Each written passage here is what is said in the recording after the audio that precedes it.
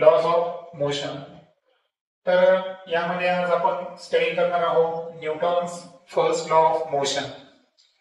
आता स्टेटमेंट जर पाहिलं आपण तर an object continues to remain a rest or in a state of uniform motion along a straight line unless an external unbalanced force acts on it. आता इथं दोन पद्धतीच्या तुम्हाला स्टेट ऑफ मोशन दिलेले आहे. एक आहे रेस्ट पोझिशन, म्हणजे ज्या वेळेस इनिशियल म्हणजे किंवा आपण पार्टिकलची जी वेलोसिटी आहे ती काय आहे, 0 आहे, त्या स्टेटला आपण काय म्हणतो, रेस्ट पोझिशन. आणि दुसरा आहे युनिफॉर्म मोशन. आता युनिफॉर्म मोशन काय आहे की एखादा पार्टिकल मोशन मध्ये आहे पण त्याची वेलोसिटी ही जर कॉन्स्टंट असेल, अर्थातच त्याचा ऍक्सिलरेशन 0 आहे, वेलोसिटी बदलत नाही, तर अशा वेळेस तो मोशन कसा आहे, युनिफॉर्म मोशन, म्हणजे एक समान गती. तर कोणताही ऑब्जेक्ट जर स्टेट मोशन मध्ये असेल किंवा युनिफॉर्म मोशन मध्ये असेल, तो स्वतःहून स्वतःची स्थिती बदलत नाही तोपर्यंत, जोपर्यंत त्याच्यावर एखादं अनबॅलन्स्ड फोर्स, हे पण कसं एक्सटर्नल, तर बाह्य अनियंत्रित बल, ज्याला आपण एक्सटर्नल अनबॅलन्स्ड फोर्स म्हणतो, तर तो जोपर्यंत ऍक्ट होत नाही तोपर्यंत एखादा ऑब्जेक्ट जो आहे हा रेस्ट पोझिशन मध्ये असेल तर तो कायम रेस्टच पोझिशन मध्ये असतो, आणि एखादा ऑब्जेक्ट हा युनिफॉर्म मोशन मध्ये असेल तर तो कायम युनिफॉर्म मोशन मध्येच असणार. ओके, जसं की आता आपण अर्थ वर जर पाहिलं तर एखादा वस्तू आपण थ्रो केल्यानंतर काही वेळ ती थांबते. का थांबते? कारण इथं फ्रिक्शन आहे, है ना, हवेचं काय आहे, घर्षण असतं, पण हवा नसती. आणि एखादी वस्तू जी आहे, तुम्ही व्हॅक्यूम मध्ये जर पाहिलं निर्वात पोकळी, तर निर्वात पोकळीमध्ये काय होतं की स्थिर वस्तू ही कायम स्थिरच असते आणि गतिमान वस्तू कायम काय असते, गतिमानच असते. आणि ही स्थिती तोपर्यंत बदलत नाही जोपर्यंत एक्सटर्नल अनबॅलन्स्ड फोर्स त्याच्यावर ऍक्ट करत नाही. हे तर लक्षात. आता सपोज एखादा बॉल आहे, त्या बॉलवर जोपर्यंत आपण त्याला पुश करणार नाही तोपर्यंत तो स्वतःहून त्या ठिकाणी स्वतःची स्टेट चेंज करतो का? नाही. म्हणजे आपण जेव्हा पायाने त्याला किक मारली याचा अर्थ आपण त्याच्यावर काय अप्लाय केला, फोर्स अप्लाय केला. एक्सटर्नल अनबॅलन्स्ड फोर्स ऍक्ट झाल्यानंतर त्या ऑब्जेक्टनं स्वतःची काय स्टेट ऑफ मोशन त्या ठिकाणी बदललं. आता हा जो न्यूटनचा फर्स्ट लॉ आहे त्याला आणखीन एक नाव आहे लॉ ऑफ इनर्शिया. आता इनर्शिया म्हणजे काय, जडत्व. आता जडत्वाला आपण डिफाईन कसं करतो की एखादा ऑब्जेक्ट आहे तो स्वतःहून स्वतःची स्थिती बदलू शकतो का? नाही. तर तिची ही जी ड्रॉबॅक आहे, तिची जी अक्षमता आहे, इनएबिलिटी आहे, त्या इनएबिलिटीला काय म्हणतो आपण, इनर्शिया. की कोणताही ऑब्जेक्ट स्वतःहून स्वतःची स्थिती बदलू शकत नाही. जसं की एखादी वस्तू युनिफॉर्म मोशन मध्ये आहे, ती स्वतःहून तिचं मोशन बदलू शकते का? नाही. एखादा ऑब्जेक्ट रेस्ट आहे म्हणजे स्थिर आहे, तो स्वतःहून त्याचं रेस्ट पोझिशन चेंज करू शकतो का? नाही. कुठपर्यंत? जोपर्यंत त्याच्यावर एक्सटर्नल अनबॅलन्स्ड फोर्स ऍक्ट करत नाही. आणि म्हणून न्यूटनचा जो पहिला लॉ आहे त्या लॉला आणखीन एक नाव आहे, ते आहे लॉ ऑफ इनर्शिया. म्हणजे जडत्वाचा नियम इथं लागू होतो. जडत्वाचा नियम कसा लागू व्हायला की इथं स्पष्ट दिलंय पहा, does not mean no force act on it.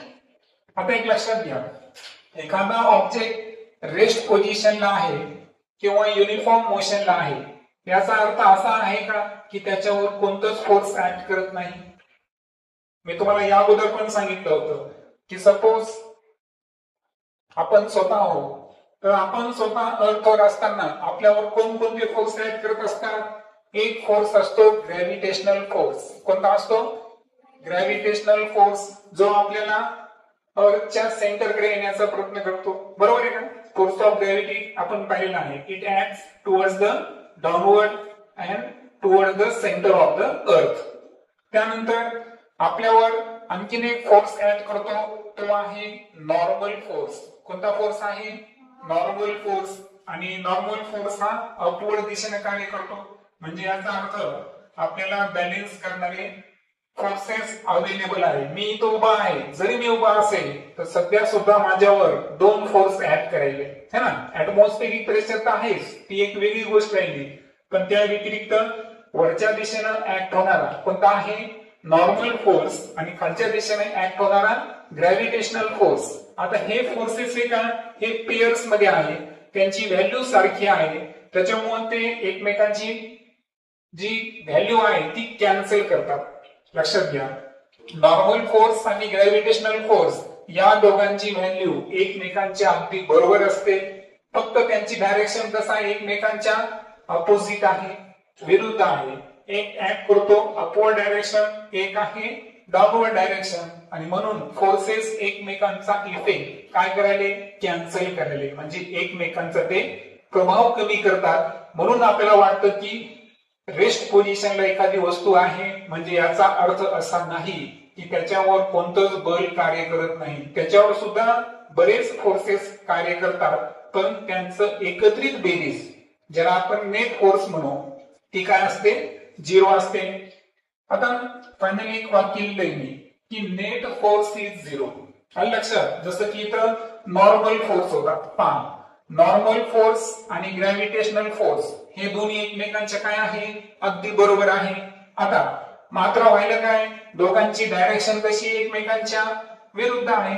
मग आता इथं नेट फोर्स जर काढला मी, नेट फोर्स काढायचा असेल, या दोघांची व्हॅल्यू एकमेकांच्या बरोबर आहे, परंतु दोन्ही सेम आहे, परंतु दोघांची डायरेक्शन कशी आहे एकमेकांच्या अपोजिट आहे. मग दोघांची वजाबाकी जर केली आपण तर उत्तर किती शून्य येईल. म्हणजे एखादा ऑब्जेक्ट रेस्ट पोझिशनला किंवा युनिफॉर्म मोशन मध्ये असताना त्यावर बरेच फोर्सेस कार्य करत असतात, पण सर्वांची बेरीज मात्र काय असते झिरो असते. आणि पहिला लॉ काय सांगतो आपल्याला, लॉ ऑफ इनर्शिया. एखादा ऑब्जेक्ट रेस्ट किंवा युनिफॉर्म पोझिशन स्वतःहून कुठपर्यंत बदलत नाही जोपर्यंत त्याच्यावर एक्सटर्नल अनबॅलन्स्ड फोर्स कार्य करत नाही. त्यानंतर आता इनर्शिया काय आहे हे तर मी तुम्हाला सांगितलं की कोणतीही वस्तू स्वतःहून स्वतःची स्थिती बदलू शकत नाही, तिच्या या अक्षमतेला काय म्हणायचं inertia. Inability of an object to change its state of motion on its own. म्हणजे एखादी वस्तू जी आहे ही रेस्ट पोझिशनला असेल तर ती स्वतःहून युनिफॉर्म मोशन मध्ये जाऊ शकते का नाही. एखादी वस्तू युनिफॉर्म मोशन मध्ये आहे, ती वस्तू रेस्ट पोझिशन मध्ये स्वतःहून जाऊ शकते का नाही. का जाऊ शकत नाही, कारण त्याच्यामध्ये एक गुणधर्म आहे, तो गुणधर्म कोणता आहे इनर्शिया. जडत्वामुळे ती स्वतःची स्टेट चेंज करू शकत नाही. All instances of inertia are example of Newton's first law of motion.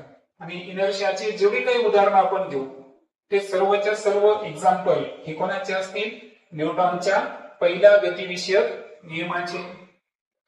त्यानंतर न्यूटनचा सेकंड लॉ आपल्याला समजून घ्यायचा आहे, परंतु ते समजून घेताना काही कन्सेप्ट आपल्याला समजून घ्यायचे आहेत. तर त्या कन्सेप्ट कशा आहेत पहा. पहिली कन्सेप्ट आहे मोमेंटम. आता मोमेंटम काय आहे तर सिंपल व्याख्या दिली आहे, it is the product of mass and velocity. पहा प्रोडक्ट या शब्दाचा अर्थ काय माहितीये का गुणाकार, मल्टिप्लिकेशन. आलं लक्षात. मग आपल्याला काय करायचं आहे पहा मोमेंटमला चिन्ह आहे पी. आता मी जे मोमेंटम घ्यायलो हे लिनियर मोमेंटम आहे. मोमेंटमचे पण दोन प्रकार आहेत लक्षात घ्या. काय म्हणलं मी की जे मोमेंटम आहे हा मोमेंटम सुद्धा दोन प्रकारचा असतो. एक असतो लिनियर मोमेंटम, एक असतो अँग्युलर मोमेंटम. लिनियर मोमेंटम आपण पी अक्षराने दाखवतो, अँग्युलर मोमेंटम आपण एल अक्षराने दाखवतो. पण तुम्हाला माहिती आहे आपण काय शिकवायलो motion in a straight line, म्हणजे वस्तूचं सरळ दिशेमधलं जो गती आहे त्याबद्दल आपण अभ्यास करायलो. आणि एकाच दिशेमध्ये असेल तर ते मोमेंटम कोणतं असतं लिनियर मोमेंटम. आणि म्हणून हे जे मोमेंटम आपण शिकायलो ते लिनियर मोमेंटम आहे. लिनियर मोमेंटम काय सांगायला प्रोडक्ट कशाचा प्रोडक्ट? मास. मास म्हणजे काय? m आणि v म्हणजे व्हेलॉसिटी. तर वस्तुमान आणि वेग या दोघांचा गुणाकार म्हणजे काय? मोमेंटम. म्हणून तो फॉर्म्युला काय आला? p is equal to mv. पुढे सांगितलं की मोमेंटमची जी डायरेक्शन आहे आणि व्हेलॉसिटीची डायरेक्शन आहे ही कशी असते? सेम. म्हणजे सपोज वस्तूचं पोझिशन आहे A आणि B, तर A टू B जर व्हेलॉसिटीची डायरेक्शन असेल तर त्याच डायरेक्शन मध्ये मोमेंटम ऍड करतो. बरोबर? म्हणजे मोमेंटमची दिशा आणि व्हेलॉसिटीची दिशा ही दोन्ही कशा आहे? सारख्या. त्यानंतर it is a vector quantity. आता मला सांगा व्हेलॉसिटी कोणती क्वांटिटी होती बरं? वेक्टर. कारण ती मॅग्निट्यूड वर पण डिपेंड आहे आणि डायरेक्शन वर पण दिशा डिपेंड आहे. तर म्हणून आता त्याच्यावर डिपेंड कोण आहे? मोमेंटम. म्हणून वेक्टर व्हेलॉसिटी ही वेक्टर क्वांटिटी असल्यामुळं मोमेंटम ही सुद्धा कोणती क्वांटिटी आहे? वेक्टर क्वांटिटी आहे. त्यानंतर momentum is turn by Newton. आता मोमेंटम ही संकल्पना कोणी मांडली? हे मांडणारे जे शास्त्रज्ञ आहेत ते स्वतः कोण आहेत? न्यूटन, ज्यांच्या गतिविषयक नियमाचा आपण अभ्यास करेलो. त्यानंतर युनिट जर पाहिलं आपण, आता युनिट काढणं खूप सोपं आहे. पहा कसं. आता मला सांगा मास कशामध्ये मोजतो आपण? सांगा. याचा युनिट काय? किलोग्रॅम. गुणिले व्हेलॉसिटीचं एकक काय आहे? मीटर पर सेकंद. या तिघांचा गुणाकार करा. काय? Kilogram metre per second. आणि म्हणून याचा एकक जे आहे मोमेंटमचं ते काय असेल?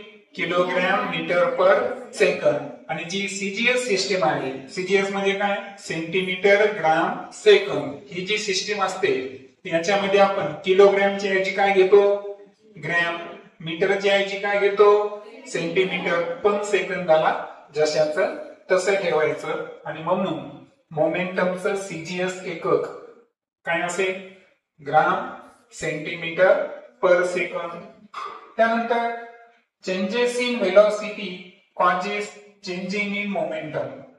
आता एक लक्षात घ्या, मी तुम्हाला याबद्दलच्या इयत्तेमध्ये सांगितलं होतं की मास हे युनिव्हर्सल असतं.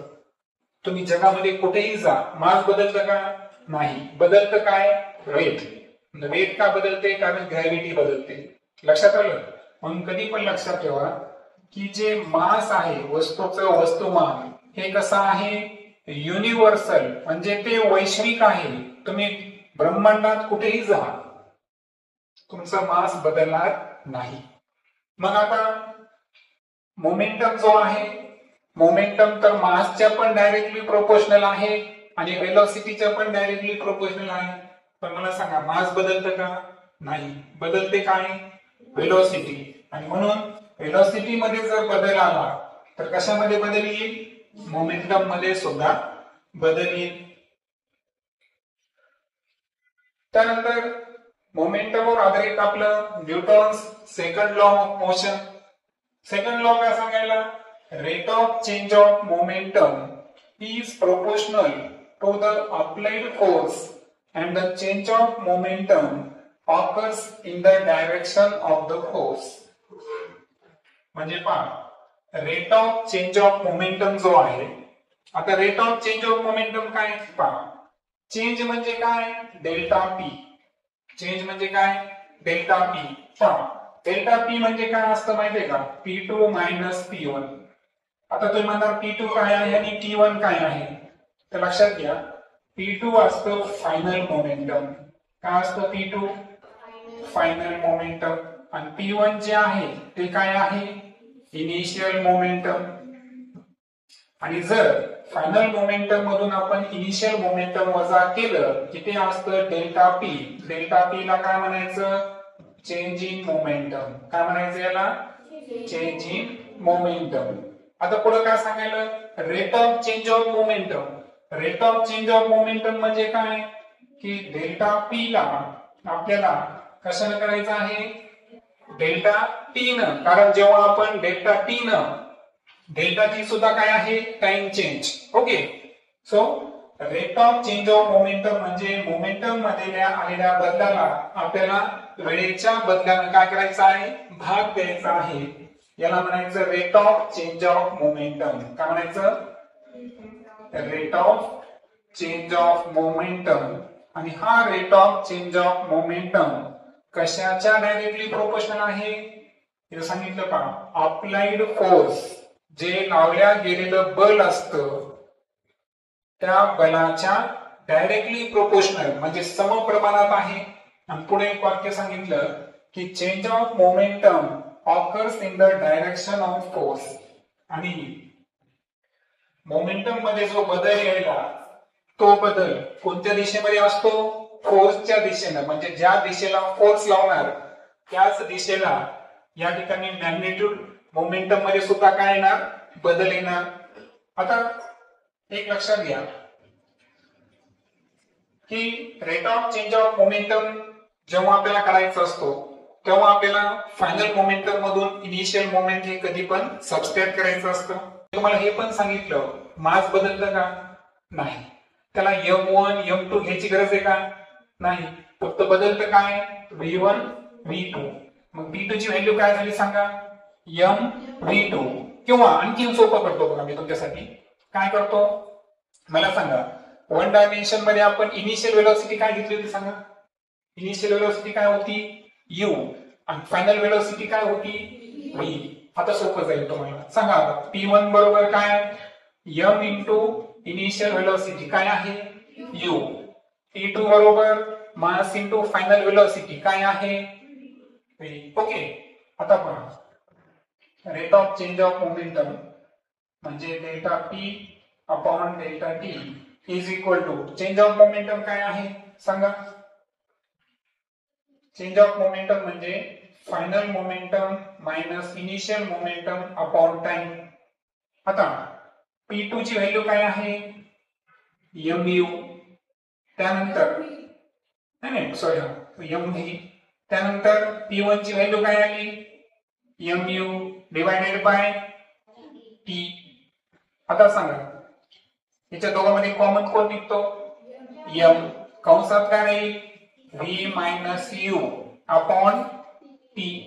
पण तुम्हाला आठवत असेल की आपण काल ऍक्सिलरेशनचा फॉर्म्युला पाहिला, a is equal to v minus u upon t. हे कशाचा फॉर्म्युला आहे, acceleration, change in velocity upon time. त्याला काय म्हणतो आपण, ऍक्सिलरेशन. काय घेतं, v minus u upon t. त्याच्या ऐवजी काय घेता येतं आपल्याला, a. म्हणजे पहा इथं m ला m घेतलं मी, v minus u upon t च्या ऐवजी मला काय घेता येतो, a घेता येतो. मग rate of change of momentum हे कशाच्या इक्वल आला, मास इंटू ऍक्सिलरेशन. आता मास इंटू ऍक्सिलरेशन म्हणजे काय सांगा, इट इज अ फोर्स. काय तो फोर्स. लक्षात घ्या rate of change of momentum जो आहे त्यासाठी आपण वापरायचा फोर्स.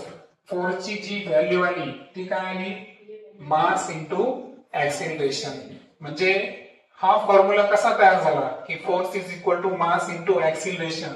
तर तो न्यूटनच्या कितव्या नियमावरून तयार झालेला आहे, सेकंड लॉवरून. आणि रूल्स काय आहे, force is equal to mass into acceleration. Actual काय होतं माहितीये का की फोर्स जो आहे, फोर्स म्हणजेच कोण मी म्हणलो, rate of change of momentum. Force म्हणजे काय, rate of change of momentum. हे कशाच्या डायरेक्टली प्रोपोर्शनल आहे, पहा हे डायरेक्टली प्रोपोर्शनल आहे ma च्या. याला आपल्याला F is equal to K into ma लिहिता येतं. पण हा जो K आहे या K ला म्हणतात कॉन्स्टंट ऑफ प्रोपोर्शनॅलिटी. आणि त्याची व्हॅल्यू जर किती असेल, 1 असेल. मग इथं 1 टाका बरं. मग सांगा F चा फॉर्म्युला काय असेल, ma. Force is equal to mass into acceleration. म्हणून तुम्हाला केव्हाही विचारलं Newton second law of motion याचं सूत्र काय आहे किंवा याचं आउटकम काय आहे, तर काय आहे, F is equal to ma. त्यानंतर युनिट ऑफ फोर्स बद्दल बोलू आपण. आता आपण पाहिलं फोर्सचं सूत्र काय होतं बरं, मास इंटू ऍक्सिलरेशन. आता मला सांगा मास कशामध्ये मोजतो आपण सांगा, मास मोजतो आपण किलोग्रॅम. ऍक्सिलरेशन कशामध्ये मोजतो, मीटर पर सेकंड स्क्वेअर. आता फोर्सचं एकक का होईल मग पहा, एम आणि ए चा गुणाकार म्हणजे या दोघांचा गुणाकार करायचा, का होईल किलोग्रॅम मीटर पर सेकंड स्क्वेअर. हे झालं फोर्सचं एसआय युनिट बरोबर. परंतु याला एक स्पेशल नेम आहे, ते नाव काय आहे न्यूटन. म्हणजे न्यूटन चे नियम आहेत त्यावरून आपण फोर्सच्या एककाला एक नाव दिलं. तुम्हाला एवढं मोठं लिहायचं गरज आहे का नाही, तर याच्या ऐवजी तुम्ही काय लिहिणार या ठिकाणी न्यूटन. आणि म्हणून लक्षात ठेवायचं एक न्यूटन म्हणजे किती, एक न्यूटन म्हणजे 1 किलोग्रॅम मीटर पर सेकंड स्क्वेअर. ओके. आता हे झालं त्याचं एसआय युनिट. काय झालं हे एसआय युनिट. आता सीजीएस तयार करायचं आपल्याला. सीजीएस तयार करताना पुन्हा एकदा फॉर्म्युला घेऊ. काय आहे force is equal to mass into acceleration. सांगा सीजीएस एकक काय आहे मास ग्रॅम. काय आहे ग्रॅम. आणि एक्सिलरेशनचं काय आहे सेंटीमीटर पर सेकंड स्क्वेअर. काय आहे सेंटीमीटर पर सेकंड स्क्वेअर. मग जे सीजीएस युनिट आहे कशाचं फोर्सचं काय होईल सांगा, काय होईल ग्राम सेंटीमीटर पर सेकंड स्क्वेअर. पण याला सुद्धा एक सेपरेट नाव आहे, ते नाव काय आहे डाइन. काय नाव आहे डाइन. सो 1 डाइन, एक डाइन म्हणजे किती, तर 1 dyne is equal to 1 gram centimetre per second square. मग आता तुमच्या मनामध्ये प्रश्न येईल की या दोघांचं काही रिलेशनशिप आहे का, तर ते रिलेशनशिप आपण शोधू. पहा 1 न्यूटन बरोबर काय सांगितलं मी तुम्हाला 1 किलोग्रॅम पर सेकंड स्क्वेअर. सांगा आता 1 किलोग्रॅम म्हणजे किती ग्रॅम 1000 ग्राम. 1000 ग्रॅमला आपण काय लिहितो 10⁻³ ग्राम. 1 मीटर म्हणजे किती सेंटीमीटर 100 सेंटीमीटर. 100 सेंटीमीटर साठी काय लिहिणार मी 10⁻². मीटर पर सेकंड स्क्वेअर. आता 10⁻³ आणि 10⁻², दोघांचं मल्टिप्लिकेशन केलं तर 10⁻² किती येईल पॉवर 5. राहिलं काय ग्राम सेंटीमीटर पर सेकंड स्क्वेअर. पण मला सांगा ग्राम सेंटीमीटर पर सेकंड स्क्वेअर म्हणजे काय आहे डाइन. आणि सो या ठिकाणी 10⁻² काय लिहिणार मी 5 डाइन. आणि म्हणून लक्षात घ्या 1 न्यूटन म्हणजे किती डाइन. किती डाइन आहे 10⁻⁵ डाइन. हे इक्वेशन महत्वाचं आहे. आणि सर्वात शेवटी पाहू आपण फोर्सेसच्या प्रॉपर्टीज ज्यावर आधारित आहे आपल्या न्यूटनचा थर्ड लॉ ऑफ मोशन. आणि सर्वात शेवटी पाहू आपण Newton's third law of motion. पण त्या अगोदर फोर्सेसच्या काही प्रॉपर्टी समजून घेऊ आपण. पहिला आहे की निसर्गामध्ये forces can not be alone. म्हणजे फोर्स एकटे असतात का नाही, फोर्सेस हे पेअर्स मध्ये असतात. कसे असतात पेअर्स. जसं मी आता पाहिलं आपल्यावर कोणतं फोर्स ऍक्ट करायला नॉर्मल फोर्स आणि ग्रॅव्हिटेशनल फोर्स. दुसरं it is reciprocal action between 2 object. Force जे आहे हे 2 ऑब्जेक्ट मधलं काय आहे रेसिप्रोकल ऍक्शन म्हणजे विरुद्ध क्रिया. एक ऍक्शन आहे तर दुसरी काय आहे रिॲक्शन. पहा सपोज आपण बॉल भिंतीवर फेकला तर बॉल काय येतो रिटर्न. आपली होती ऍक्शन आणि भिंतीची काय झाली रिॲक्शन. म्हणजे याचा अर्थ फोर्सेस एकमेकांच्या काय असतात 2 ऑब्जेक्ट मधलं ते रेसिप्रोकल ऍक्शन आहे. तिसरं forces between 2 objects are equal and opposite. पहा 2 ऑब्जेक्ट मधले जे फोर्स असतात त्यांची व्हॅल्यू सेम असते, मात्र त्यांची जी डायरेक्शन आहे ती कशी असते अपोजिट. जसं की पहा हा ऑब्जेक्ट आहे m1 आणि हा ऑब्जेक्ट आहे m2. आता पहिला ऑब्जेक्ट दुसऱ्या ऑब्जेक्टवर फोर्स लावायला F1. कोणता लावायला F1. दुसरा ऑब्जेक्ट पहिल्या ऑब्जेक्टवर फोर्स लावायला F2. काय लावायला F2. तर F1 आणि F2 या दोघांची व्हॅल्यू सारखी आहे, पण एक पॉझिटिव्ह आहे आणि दुसरा कसा आहे निगेटिव्ह, कारण त्यांची डायरेक्शन वेगळी आहे. व्हॅल्यू सारखी आहे मात्र डायरेक्शन कशी आहे विरुद्ध आहे. त्यानंतर आता मी दोन फोर्सेस सांगितले तुम्हाला, कोणकोणते, ऍक्शन फोर्स आणि रिएक्शन फोर्स. आता ऍक्शन फोर्स म्हणजे काय, force applied by the first object. जसं की मी आता बॉल फेकला तर पहिला ऑब्जेक्ट जो भिंतीवर फोर्स लावल तो काय असेल ऍक्शन, काय असेल ऍक्शन. त्यानंतर रिएक्शन काय पहा, force applied by second object on the first, म्हणजे भिंत बॉलवर जे फोर्स लावायची त्याला रिटर्न पाठवण्यासाठी, तर त्या फोर्सला कोणता फोर्स म्हणायचं रिएक्शन. मग लक्षात आलं, पहिला ऑब्जेक्ट जो फोर्स लावतो ते कोणता आहे ऍक्शन फोर्स, आणि दुसरा ऑब्जेक्ट पहिल्या ऑब्जेक्टवर जो फोर्स लावायला तो कोणता आहे reaction force. Action reaction forces act in pairs. आता ऍक्शन आणि रिएक्शन हे सेपरेट करता येतात का, नाही, हे सोबत कार्य करतात, म्हणजे जोडीनं कार्य करतात. One force can not exist by itself. एक फोर्स स्वतःहून कार्य करू शकतं का, नाही. फोर्सेस हे कधी पण पेयर्स मध्ये असतात, एकट्या फोर्सचं एक्झिस्टन्स नसतं. त्यानंतर दे ऍक्ट सायमल्टेनियसली. आता असं ऍक्शन रिएक्शनचं फोर्सचं एक वैशिष्ट्य आहे की साधं तुम्ही मला सांगा, जेव्हा क्रिकेटचा बॉल येतो, बॅटनं जेव्हा शॉट मारतात तेव्हा बॉलची स्पीड वाढते, पण बॅटची स्पीड काय होते बरं, कमी होते. म्हणजे याचा अर्थ काय झाला की ऍक्शन आणि रिएक्शन फोर्सेस हे एका पाठोपाठ काम करतात, ते वेगवेगळे कार्य करतात का, मग एका पाठोपाठ ऍक्ट होतात, तर इंग्रजीमध्ये काय म्हणायचं simultaneously. Act on different object. आणि लक्षात घ्या की ऍक्शन आणि रिएक्शन फोर्स हे एकाच ऑब्जेक्टवर कार्य करत नाही, हे वेगवेगळ्या ऑब्जेक्टवर कार्य करत असते. जसं की सुरुवातीला बॉल हिट झाला तर बॉलनं भिंतीवर ऍक्ट केलं, सेकंड मध्ये तो रिटर्न आला, भिंतनं बॉलवर ऍक्ट केला. म्हणजे याचा अर्थ काय झाला की ऍक्शन रिएक्शन फोर्स हे एकाच ऑब्जेक्टवर कार्य करेल का, नाही, हे कशावर कार्य करतात डिफरंट ऑब्जेक्ट्सवर. Can not cancel each others effect. आणि ऍक्शन रिएक्शन फोर्सचं वैशिष्ट्य आहे की ते एकमेकांची जी इफेक्ट आहे, परिणाम आहे, ते कॅन्सल करू शकतो का, नाही.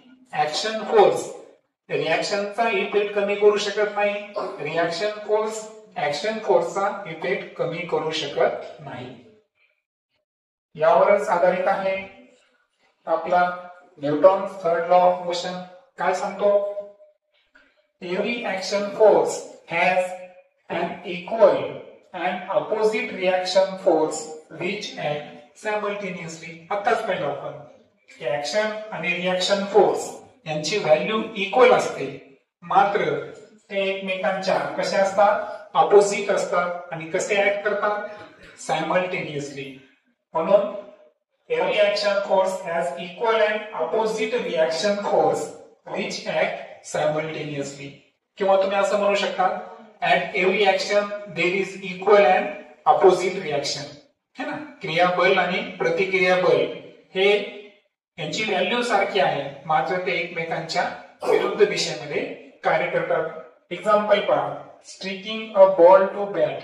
आता सांगितलं क्रिकेटमध्ये जेव्हा बॉल स्पीडने येतो तेव्हा बॅटनं जेव्हा शॉट मारतो आपण ते विरुद्ध दिशेला गेला, बरोबर आहे ना, तर ती झाली ऍक्शन. पण बॅटची पण स्पीड काय होते कमी होते, ती काय झाली रिएक्शन.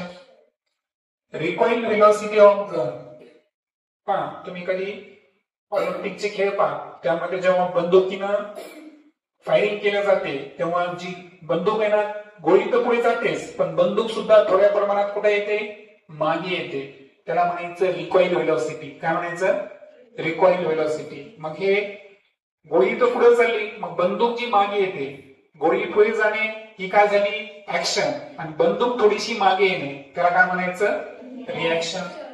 आणि mechanism of firing of rocket, जेव्हा आपण सॅटेलाइट लॉन्च करतो ना तेव्हा पहा तो सॅटेलाइट लॉन्चर वर जातो, पण वर जाताना त्याचं जे फ्युल जे बर्न होतं तेव्हा त्याचा इफेक्ट आपल्याला विरुद्ध बाजूला झटके बसतात, नाही नाही, ते टेक ऑफ करताना.